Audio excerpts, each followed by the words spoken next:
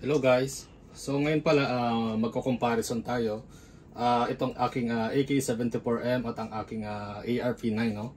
So kinulayan ko siya, kung makikita nyo is gold siya. So ito kasi kinulayan ko siya kasi ginagamit ko naman 'to madalas sa field. So para maiba naman, no. Tsaka itong aking AR-P9, so makikita ninyo is green, tapos yung gold yung kanyang pinaka tracer, no. So kinulayan ko rin yan para maiba lang din. Tsaka ito kasi parang sa akin to Green Goblin eh. So may target shooting tayo dito. Ito yung target shooting natin. So titingnan natin kung ano yung mas malakas na damage. Tapos parehas para silang upgraded, no. Lahat yan upgraded na yung internals niya. Kaya susubukan natin kung ano yung mas malakas. Kaya guys, tingnan natin. So mag-testing tayo. So kung unahin natin ating AK-74M, no. Sige, testing natin. So dito. Ito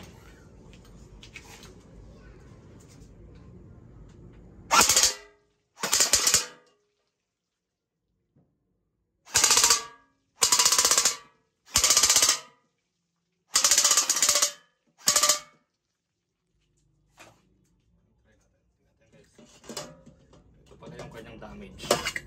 Ito. Pansin nyo na UP. UP siya guys, oh. So ito yung damage ng ating AK-74M.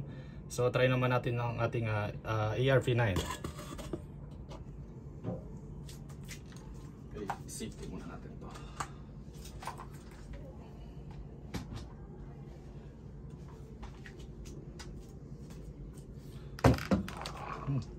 Dumi na. Sige.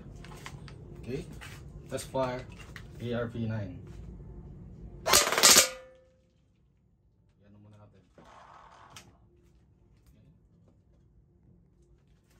Magalaw kasi.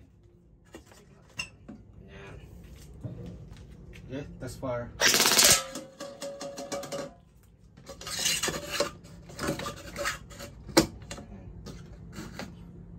Yan.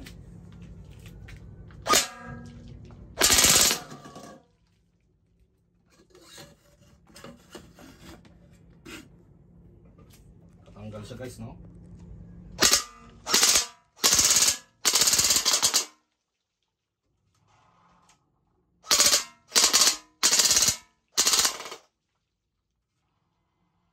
Kasi yung bala nito eh.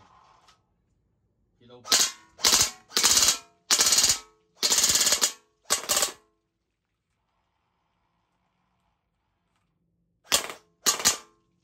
Wala nang bala. Ayan guys, so nakita nyo yung damage, no? Ito yung kanyang damage dito sa ating ano ba to? Ano nang nagsiomay.